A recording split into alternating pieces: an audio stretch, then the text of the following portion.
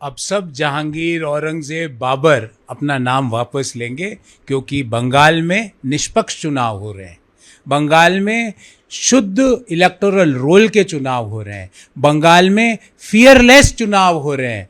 किसी को भय से आतंकित करके करने वाला तृणमूल मॉडल खत्म हो चुका है। सब औरंगजेब, जहांगीर, बाबर को लग रहा है कि वो बहुत बड़ी मार्जिन से हारेंगे, इसलिए कोई भी जहांगीर, औरंगजेब, बाबर चुनाव लड़ने को कतरा रहे हैं, क्योंकि बंगाल में अब सुशासन की सरकार है।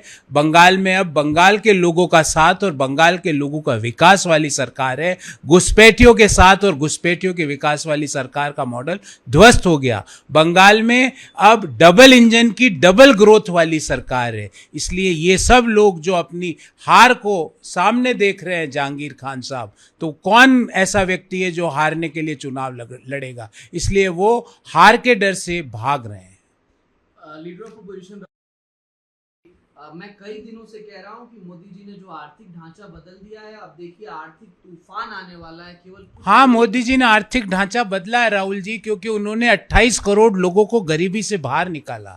उन्होंने 55 करोड़ से ज्यादा लोगों के बैंक खाते खुलवाए। उन्होंने 50 करोड़ लोगों को मुद्रा लोन का फायदा दिया। उन्होंने स्टार्टअप और स्टैंड अप इंडिया की स्कीम के साथ देश में 100 से ज्यादा यूनिकॉर्न बनवाए। उन्होंने हर घर जल पहुंचाने का काम किया। इसलिए आर्थिक ढांचा बदला है मोदी जी ने। आप बिल्कुल सही फरमा रहे हैं। मोदी जी ने जीएसटी लागू करके टैक्सों का सरलीकरण किया। मोदी जी ने 12.5 लाख रुपए तक की आय को कर मुक्त किया है। इसलिए उन्होंने आर्थिक ढांचा बदला है, क्योंकि लोअर इनकम ग्रुप और मिडिल इनकम ग्रुप को सशक्त बनाने का काम राहुल जी, मोदी जी ने किया है। हाँ, ये जरूर है कि मोदी जी ने जो पहले 1 लाख करोड़ का करप्शन आज इस घोटाले में हो गया, वो सारी न्यूज बंद कर दी। क्या आप उस आर्थिक ढांचे की बात कर रहे हैं जहां पे प्रतिदिन कभी जीजाजी घोटाला, कभी सीडब्ल्यूजी घोटाला, कभी कोयला का घोटाला,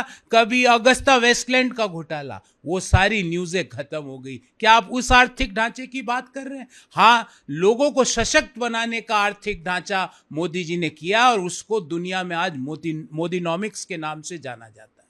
फ्यूल प्राइस है, मल्लिकार्जुन खड़गे साहब ने कहा है कि चुनाव में इतने दिन से व्यस्त थे और अब देखिए अमेरिका से सस्ता रूसी तेल मांग रहे हैं। संजय राउत साहब कह रहे हैं कि आप तो भाजपा समर्थक हैं, जय श्री राम बोलिए, देखिए 10 रुपए सस्ता हो जाएगा। संजय राउत जी, कान खोल के सुन लीजिए। आप कितना भी प्रभु श्री राम का उपहास उड़ाइए, पर 140 करोड़ लोगों के रग रग में भगवान राम बसे हुए हैं। हम फिर भी जय श्री राम बोलेंगे। रही बात फ्यूल प्राइस हाइक की, दुनिया की 10 बड़ी शीर्ष अर्थव्यवस्थाओं में on an average petrol diesel के दाम 25% बढ़े हैं। भारत में कितने बढ़े अभी तक?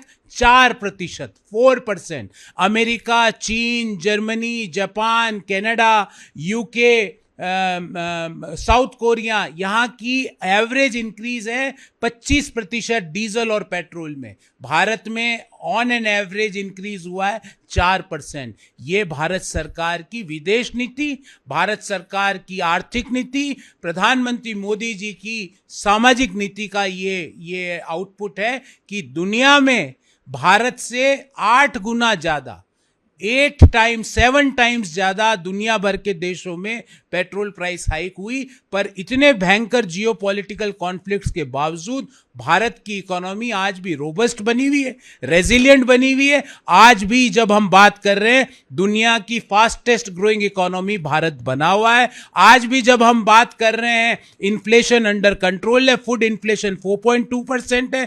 फॉरेन एक्सचेंज रिजर्व $690 बिलियन पर बने हुए हैं। भारत की स्थिति आज भी रेजिलिएंट बनी हुई है। शायद संजय राउत और मल्लिकार्जुन खड़गे की सबसे बड़ी समस्या ही यह है कि इतने जियोपॉलिटिकल तनाव के बावजूद भारत की आर्थिक स्थिति अच्छी क्यों बनी हुई है, और उसका एक कारण है क्योंकि हमने देश के करों का पैसा लोगों के काम में लगाया, अपनी तिजोरियां भरने में नहीं लगाया। संजय राउत साहब, अपनी तिजोरियां भरने में नहीं लगाया खड़गे साहब। यही आपका और हमारे मॉडल में अंतर है। खड़गे साहब ने सरकार द्वारा पैदा किया हुआ क्राइसिस, अब बताइए, ये कांग्रेस अध्यक्ष है। रूस यूक्रेन वार चल रहा है, मोदी सरकार। जियोपॉलिटिकल कॉन्फ्लिक्ट वेस्ट एशिया में चल रही है, मोदी सरकार ने किया। अमेरिका और चीन के बीच में कमोडिटी प्राइस कॉन्फ्लिक्ट चल रहा है, मोदी सर, ये कैसे लोग हैं? ये कौन इनको ज्ञान देता है? कौन है वो लोग? मुझे पता खड़गे साहब का तो पढ़ने लिखने में कोई इंटरेस्ट ज्यादा रहता नहीं है, पर जो लोग इनके ट्वीट करते हैं वो कौन है? खड़गे साहब, ये आपका मजाक उड़वाते हैं ये लोग, इनको निकालिए नौकरी से, अच्छे लोगों को रखिए ताकि जो वास्तविक स्थिति है वो तो आपके ट्वीट में लिखें। ये तो आपका मजाक उड़वाते हैं। क्या इजराइल, ईरान, अमेरिका का कॉन्फ्लिक्ट मोदी सरकार ने किया? ये आपके लोग कह रहे हैं। इससे ज्यादा बेतुका, बेहुदा और बिना सिर पैर वाला बयान एक पार्टी के राष्ट्रीय अध्यक्ष के हैंडल से